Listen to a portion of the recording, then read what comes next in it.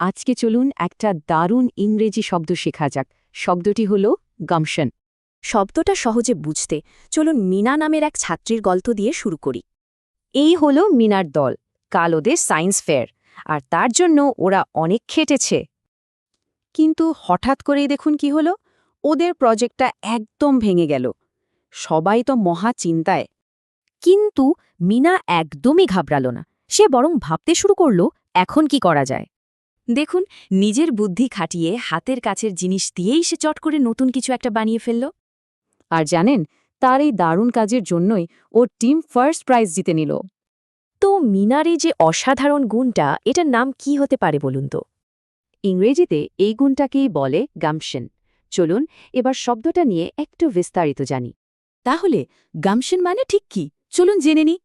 আসলে গামশন হল কয়েকটা গুণের মিশ্রণ: সাহস, বুদ্ধি আর চট করে কাজ করার ক্ষমতা। আচ্ছা, এবার কিছু বাক্যের ব্যবহার দেখলে ব্যাপারটা আরও পরিষ্কার হবে।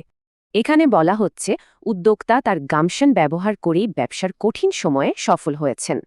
এই ম্যানেজারের গামশন ছিল বলেই তার টিম সব বাধা পেরিয়ে লক্ষ্যে পৌঁছাতে পেরেছিল। অনেক বাধা থাকার সত্ত্বেও সে নিজে থেকে দায়িত্ব নেয়। এই গামশনের জন্যই সবাই তাকে সম্মান করে।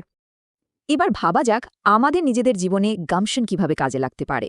গামশন মানে হল সমস্যা দেখা, বুদ্ধি করে সমাধান ভাবা আর সাহস করে কাজে নেমে পড়া।